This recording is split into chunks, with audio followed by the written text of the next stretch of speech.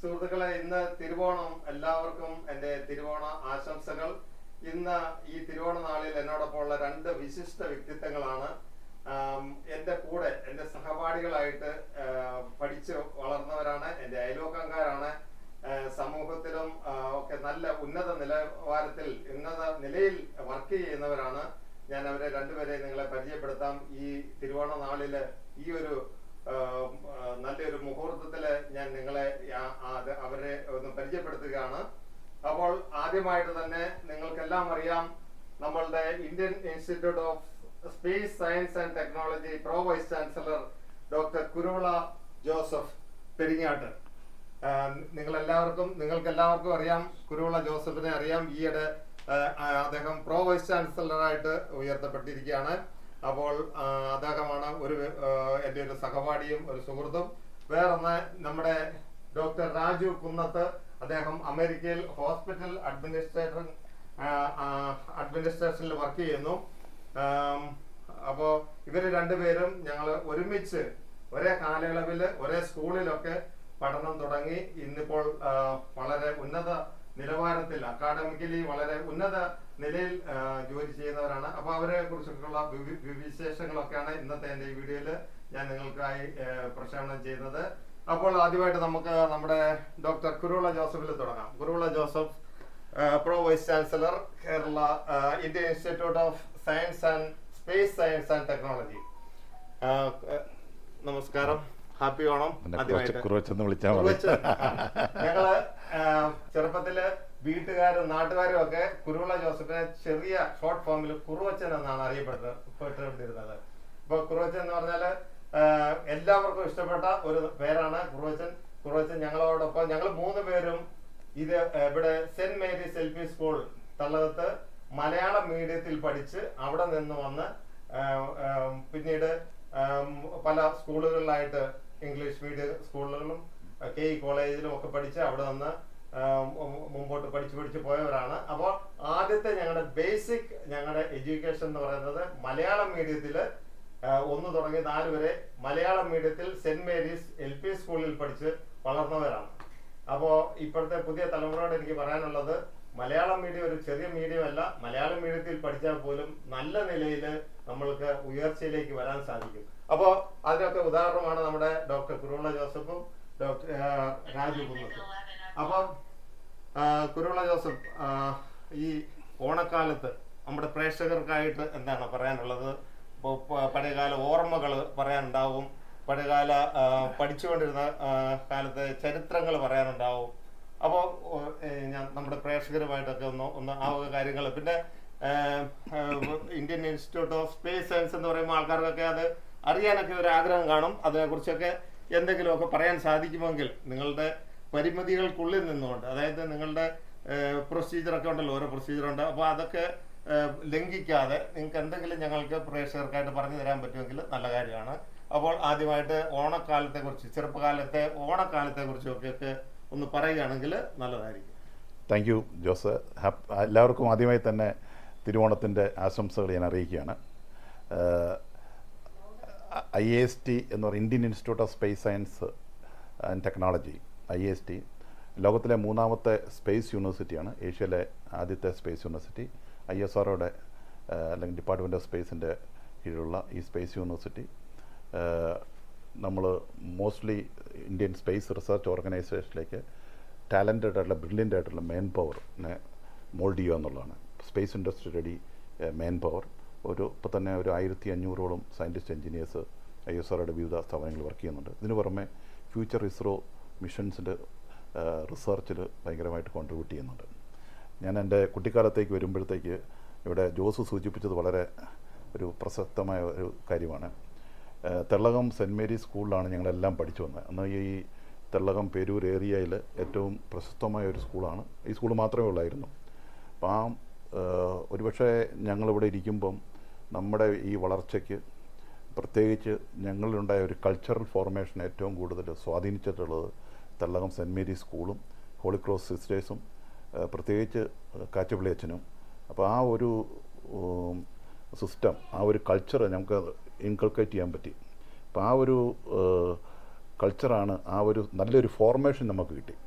അധ്യാപകരുടെ സ്നേഹവും ലാളന, അതിനോടൊപ്പം ശാസനയും. അപ്പോൾ അങ്ങനെ ഒരു നല്ലൊരു ഫോർമേഷൻ കിട്ടിയതുകൊണ്ട്, ആ നല്ലൊരു ഫോർമേഷൻ ഉണ്ട്, നല്ലൊരു ഫൗണ്ടേഷൻ ഉണ്ട്, പിന്നെ നമുക്ക് എത്ര വലിയ ഒരു ബിൽഡിങ്ങും പണിയാമെന്ന് പറഞ്ഞാൽ നമുക്ക് ഉയർച്ചയിലേക്ക് പോകാൻ പറ്റും. ആദ്യമായി തന്നെ ഞാൻ ഈ അവസരത്തിൽ ഞങ്ങളെ പഠിപ്പിച്ച എല്ലാ അധ്യാപകരെയും ഓർക്കുന്നു. ഹോളി ക്രോസ് ടീച്ചേഴ്സിനെ ഓർക്കുന്നു, സിസ്റ്റേഴ്സിനെ ഓർക്കുന്നു, കച്ചപ്പിള്ളേച്ചനെയും എല്ലാവരും ഓർക്കുകയാണ്. നമ്മുടെ ഒരു നാടിൻ്റെ ഏറ്റവും വലിയൊരു പ്രത്യേകത ആ കാലഘട്ടം, ഞാൻ നിങ്ങൾ സംസാരിക്കുന്ന ഒരു 55 വർഷത്തിന് മുമ്പുള്ളൊരു കഥയാണ്. അന്ന് തെള്ളകം വളരെ ഒരു കുഗ്രാമമായിരുന്നു. ഇലക്ട്രിസിറ്റി വരെ നമ്മുടെ നാട്ടിൽ വരുന്ന 1980-കളിലാണ്. ഒരു ഇലക്ട്രിസിറ്റി ഇല്ലായിരുന്നു. വിദ്യാഭ്യാസപരമായിട്ട് അത്ര ഉയർച്ചയിലില്ലായിരുന്നു.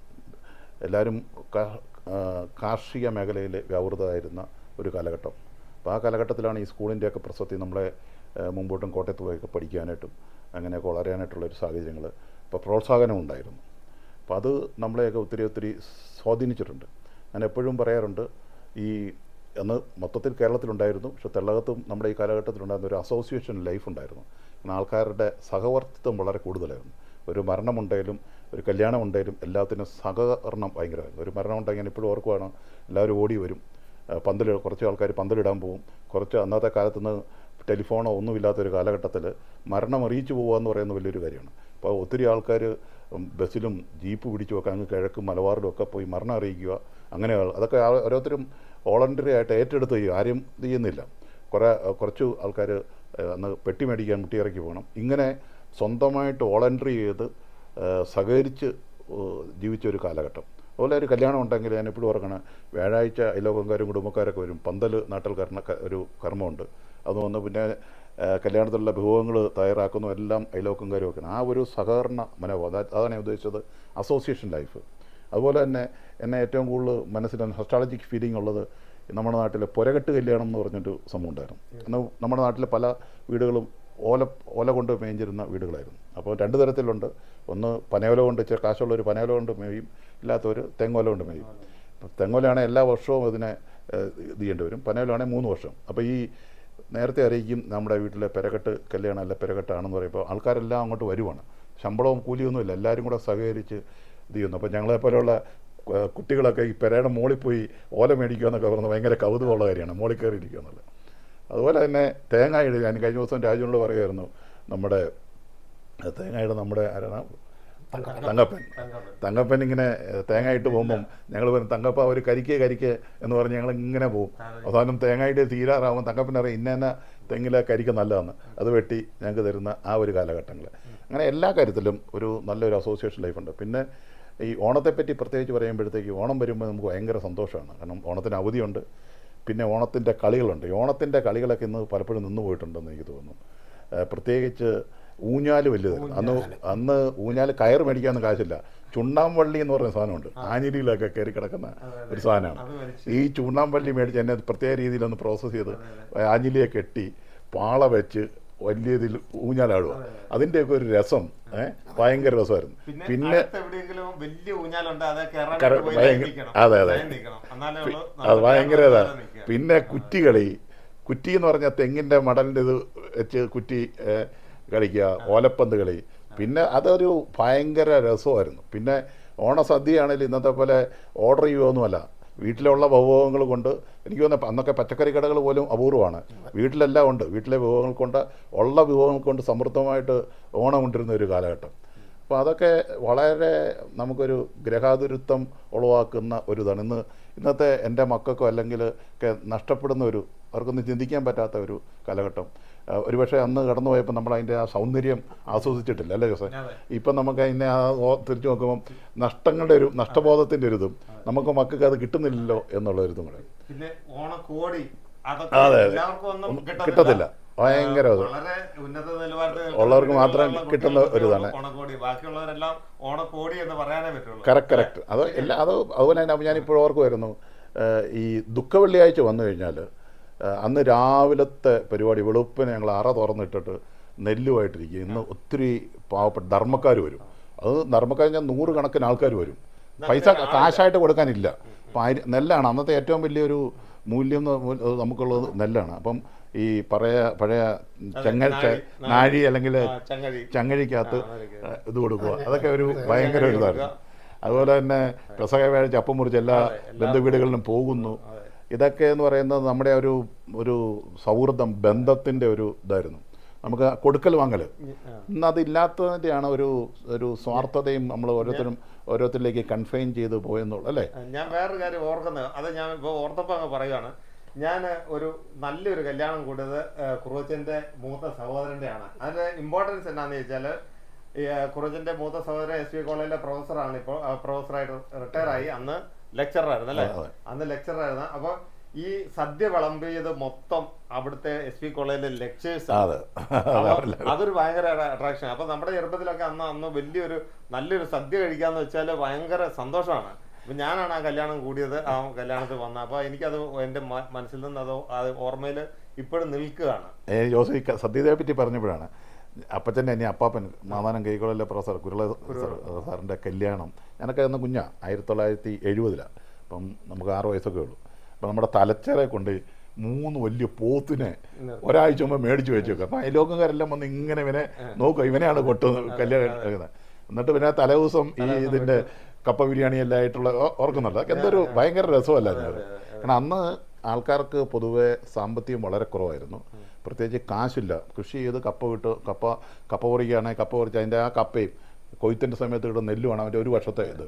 അപ്പോൾ അവരെ സംബന്ധിച്ചുള്ള ഒരു കല്യാണം, ഈവൻ സാധാരണ ആൾക്കാർ ഇറച്ചി വാങ്ങിക്കുന്ന പോലും ഞായറാഴ്ച പോയി അതും എല്ലാവരും ഇല്ല. അപ്പോൾ അങ്ങനത്തെ ഒരു ഭക്ഷണത്തിന് പോലും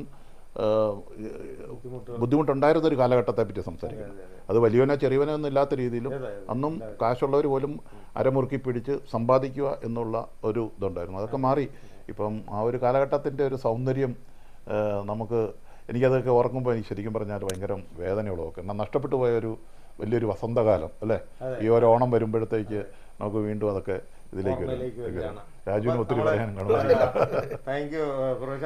നമുക്ക് രാജുവിലേക്ക് പോകാം. രാജു, ഞങ്ങളെല്ലാവരും രാജു മോൻ എന്നാണ് വിളിക്കുന്നത്. അപ്പൊ രാജു മോൻ അല്ലെങ്കിൽ ഡോക്ടർ രാജു കുന്നത്ത്, അദ്ദേഹത്തിന് കുറച്ച് കാര്യങ്ങളൊക്കെ ചെറുപ്പകാലങ്ങളെ കുറിച്ചൊക്കെ പറയാണ്ടായിരിക്കും. അദ്ദേഹത്തെ കുറിച്ച് ഞാൻ ഓർക്കുമ്പോൾ എൻ്റെ ഓർമ്മയിലേക്ക് ഓടി വരുന്നത്, അദ്ദേഹം സ്കൂളിൽ അസംബ്ലിയിൽ ന്യൂസ് പേപ്പർ വായിപ്പിക്കുന്ന ഒരു ഇന്ത്യ പാകിസ്ഥാൻ വാറില് ഈ ഞങ്ങളുടെ സ്കൂളില്, അതായത് അക്കാഡമിക്കലി ഇച്ചിരി ഹൈ ഉള്ള ആൾക്കാരാണല്ലോ ടീച്ചർമാർ, അന്നോ അങ്ങനെയൊക്കെ തന്നെ.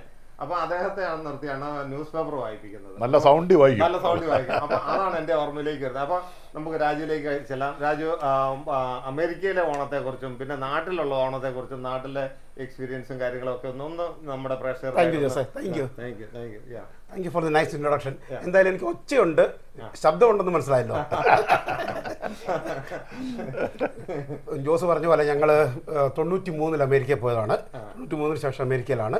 അവിടെയും ഓണം അമേരിക്കയിൽ ഫ്ലോറിഡയിലാണ്. ന്യൂജേഴ്സിയിലായിരുന്നു. 5 വർഷം മുമ്പ് ഫ്ലോറിഡയ്ക്ക് മൂവ് ചെയ്തു.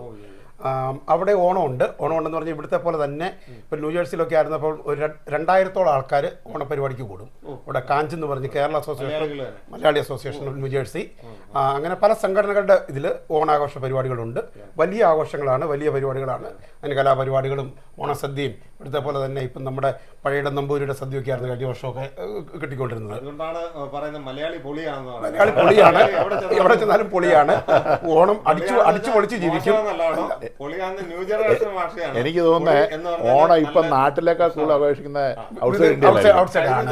കഴിഞ്ഞ വർഷം ഞങ്ങൾ കാനഡയിൽ ചെന്നപ്പോഴത്തേക്കും അവിടെ കാനഡയുടെ സെൻട്രൽ, അതായത് അവിടെ കഴിഞ്ഞ വർഷം വലിയൊരു ഓണാഘോഷം, അത് ഏഷ്യാനെറ്റ് ന്യൂസിലൊക്കെ വന്നാണ്. ഓരോ സ്റ്റേറ്റുകളിലും ഓരോ അസോസിയേഷനുകളുണ്ട്. ഈ അസോസിയേഷൻ ഒന്നാമത്തെ കാര്യം മലയാളികൾക്ക് ഒന്നു ചേരാനുള്ള ഒരു അവസരം. അത് എന്നും ഈ ജോലിയുടെ ടെൻഷനും അല്ല, എല്ലാവരും ബിസി ലൈഫാണ്. അപ്പോൾ ആ ഒരു ദിവസം ഇതിനു വേണ്ടി മാറ്റി വെക്കും. അങ്ങനെ പോകുമ്പോഴത്തേക്ക് ഒരു ബുദ്ധിമുട്ടും ഇല്ലാതെ എല്ലാവരും ഒന്നിച്ച് സഹകരിച്ച്, തന്നെയുമല്ല ഈ ഓണ ഡ്രസ്സൊക്കെ ഇട്ട് എല്ലാവരും ഒന്ന് കാണിക്കാനും ഒക്കെ ഉള്ള ഒരു അവസരം. ഓണക്കോടിയാണ് അതിട്ട് കാണിക്കാനും ഒക്കെ ഉള്ള ഒരു വർഷത്തിൽ ഒന്നേ അത് ഇടുകയുള്ളൂ, പിന്നെ അത് ഇടുപോന്ന് പോലും അറിയില്ല. അപ്പോൾ ആ ഡ്രസ്സും ഒക്കെ ഇട്ട് എല്ലാവരും ഒന്ന് കാണിക്കാനുള്ള ഒരു അവസരമാണ്. അതുകൊണ്ട് വിദേശ മലയാളികൾ ഓണം നല്ലവണ്ണം ആഘോഷിക്കുന്നുണ്ട്. അവരുടെ ഓണം എന്ന് പറഞ്ഞു കഴിഞ്ഞാൽ ഏകദേശം ഓണത്തിന് ഒരു ആഴ്ച മുമ്പേ അല്ല 2 ആഴ്ച മുമ്പേ തുടങ്ങിയാൽ അടുത്ത ഒരു പരിപാടി, അതായത് ക്രിസ്മസ് ഒക്കെ വരുന്നവരെ മാസങ്ങളോളം ഓണമാണ്. 35 വർഷമായിട്ട് കുവൈറ്റിലായിരുന്നു, നിങ്ങൾക്കറിയാം. അപ്പോൾ കുവൈറ്റിലൊക്കെ എങ്ങനെയാണെന്ന് ചോദിച്ചു കഴിഞ്ഞാൽ അവിടെ ഹാള് കിട്ടാൻ ബുദ്ധിമുട്ടാണ്. അപ്പോൾ വെള്ളിയാഴ്ചകളിലാണ് അവിടെ പരിപാടികളാണ്, അല്ല വ്യാഴാഴ്ച ഈവനിങ് അല്ല വെള്ളിയാഴ്ചകളിലാണ് അപ്പൊ ഹാള് കിട്ടുന്ന അനുസരിച്ച് അങ്ങ് ഓണം അങ്ങ് നീണ്ടുപോകും. അടുത്ത ഈദ് വരണം, ഒന്നുകിൽ ഈദ് വരണം, അല്ലെന്നുണ്ടെങ്കിൽ ക്രിസ്മസ് വരണം. അതുവരെ ഓണപരിപാടികളാണ് എല്ലാ വീക്കെൻഡുകളും പല സ്ഥലങ്ങളിലും അങ്ങനെയാണ്. കാരണം ഒന്നാമത്തെ എല്ലാവരുടെയും പരിമിതികൾ ഉള്ളതുകൊണ്ട് ഓരോരുത്തർക്കും അവസരം കിട്ടുന്നത്. തന്നെയുമല്ല, ഇപ്പൊ ഒരു അസോസിയേഷന്റെ ഓണം ഈ ശനിയാഴ്ച ആണെങ്കിൽ അടുത്ത അസോസിയേഷൻ അടുത്ത ശനിയാഴ്ച ആയിരിക്കും, അല്ലെ വേറെ സ്റ്റേറ്റിൽ വേറെ ഇതായിരിക്കും. അപ്പൊ അങ്ങനെ മാസങ്ങളോളം ഈ ഓണപരിപാടി നടക്കുകയാണ്. പിന്നെ തിരിച്ച് നമ്മുടെ തള്ളകത്തെ ജീവിതത്തിലേക്ക് വന്നാൽ, അന്ന് പറഞ്ഞ പോലെ 71 ഇന്ത്യ പാകിസ്ഥാൻ യുദ്ധകാലത്ത് ഒരു അനുഭവമായിരുന്നു. അസംബ്ലിയിൽ പോയി നിന്ന് എത്ര നമ്മുടെ ടാങ്കുകൾ അവർ നശിപ്പിച്ചു, അവരുടെ എത്ര ടാങ്കുകൾ നമ്മൾ നശിപ്പിച്ചു, ഇതെല്ലാം ഉറക്ക വായിച്ച് ആൾക്കാർ അത് എൻജോയ് ചെയ്തുകൊണ്ടിരുന്ന ഒരു കാലമായിരുന്നു കേൾക്കാനായിട്ട്. യുദ്ധത്തിന്റെ കഥകൾ, നമ്മുടെ വീരകഥകൾ, നമ്മൾ ജയിച്ചു വരുന്ന ടീച്ചർമാരെല്ലാം നമ്മൾ ജയിച്ച് ഇന്ത്യ ജയിക്കുന്നത് കാണുന്നത് വളരെ സന്തോഷത്തോടെ. അതിനകത്ത് വേറൊരു കാര്യം കൂടെ ഉണ്ട്, അന്ന് പത്രം വരുന്ന വീടുകളില്ല, കുറവാണ്. അവിടെ അതിന്റെ പ്രസക്തി നമ്മൾ ന്യൂസ് കിട്ടുന്നത് വായനശാലകളെ, ചായക്കടകളെ, അവിടെയൊക്കെയാണ് പത്രം കിട്ടുള്ളൂ. ടി വി ഇല്ല. ടി വി ഒരു 80-ന് ശേഷമാണ് വന്നിരിക്കുന്നത്. ഞങ്ങളുടെ വീട്ടിലൊരു ടി വി ആദ്യം വരുന്നത് 82-ല് ഒരു black and white T V വരുന്നു. അന്ന് ആദ്യമായിട്ട് ഇന്ത്യ ക്രിക്കറ്റ് ജയിച്ച കാലത്ത് ഒറ്റ ദൂരദർശൻ മാത്രമേ ഉള്ളൂ. എല്ലാ ശനിയാഴ്ച ആൾക്കാർ അവിടെ അതിന്റെ ചുറ്റും കൂടും. ന്യൂസ് പേപ്പറിനെയാണ് ആശ്രയിച്ചുകൊണ്ടിരുന്നത്. ആണ്.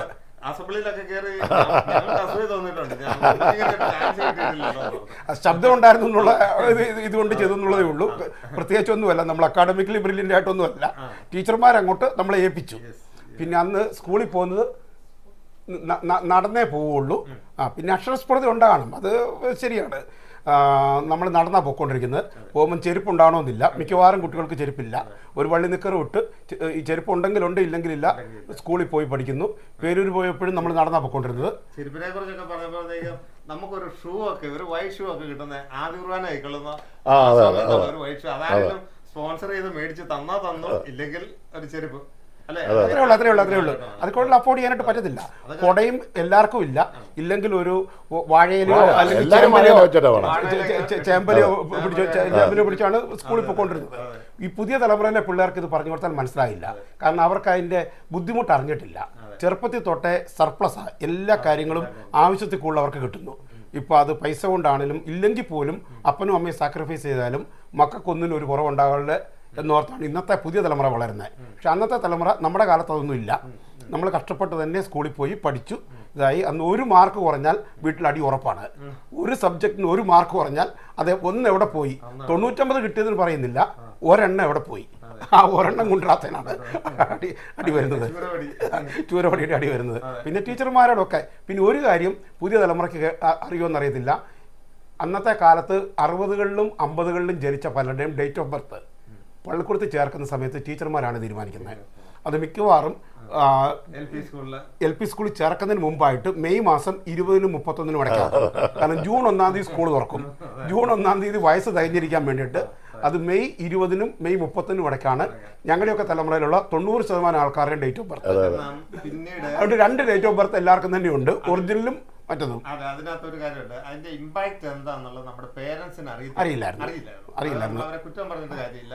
അപ്പൊ അതൊക്കെ കൊണ്ടാണ്. അല്ലെങ്കിൽ അവര് അത് കൃത്യമായിട്ട് തന്നെ അത് ചെയ്തേനായിരുന്നു. പക്ഷെ അവിടെ ചെല്ലുമ്പോൾ അവര് സാറന്മാരാണ് പറഞ്ഞു കൊടുത്തിരുന്നത്, ഇത് ഇന്ന ഡേറ്റ് ഓഫ് ബർത്ത് വെച്ചാലേ ഉള്ളൂ ഈ അക്കാഡമിക് ഇയറിൽ ഇവരെ ചേർക്കാൻ പറ്റും. അപ്പൊ അവരുടെ ആ നിഷ്ഠാവത്തോടുകൂടെ അതിന് 2 കാര്യം ഉണ്ടായിരുന്നു.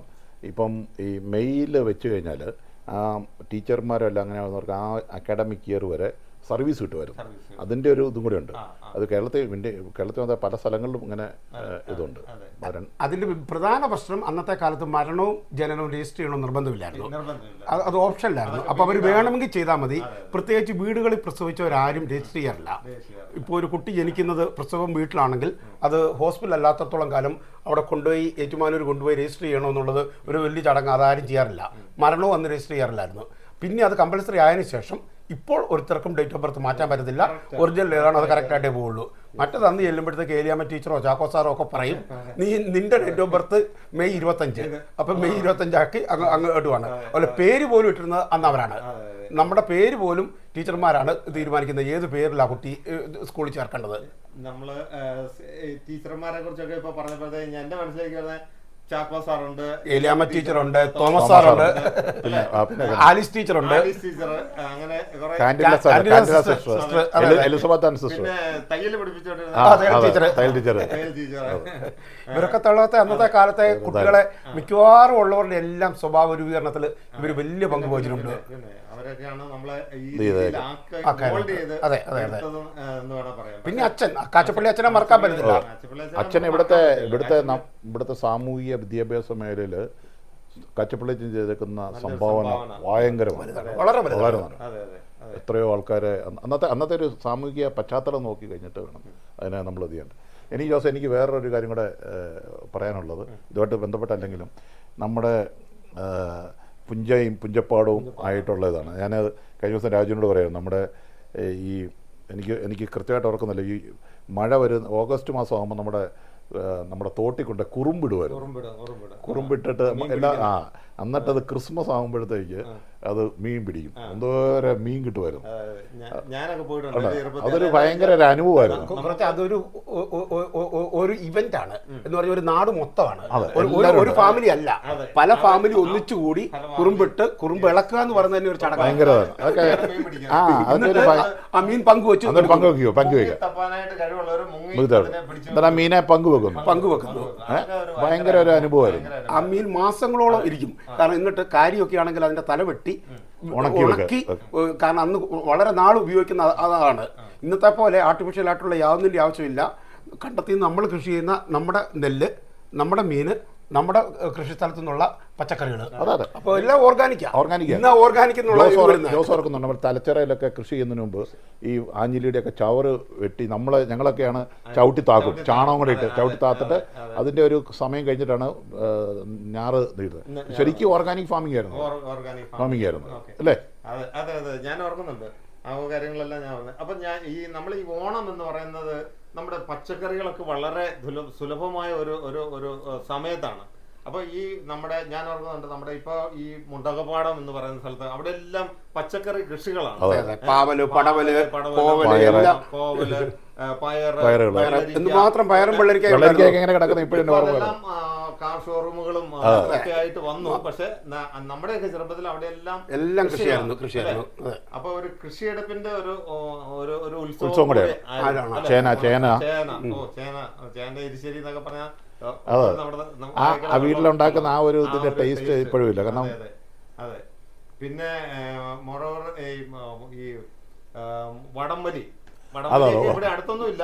നമ്മുടെ വഴിവഴിയൊക്കെ കുറച്ച് വടംവലിയൊക്കെ നമുക്ക് കാണാൻ സാധിക്കും. ഇപ്പൊ അതെല്ലാം കളികളെന്ന് പറഞ്ഞ കളികൾ മാത്രമല്ല, ഇന്നത്തെ കളികൾ തന്നെ മാറിപ്പോയി. ഇന്നിപ്പം ക്രിക്കറ്റ് അല്ലെങ്കിൽ ഫുട്ബോൾ അങ്ങനെയുള്ളതിലോട്ട് അന്നത്തെ കാലത്ത് നാടൻ പന്ത് കളി, നാടൻ പന്ത് കളി ആൾക്കാർ ഇത് പറയുന്നു.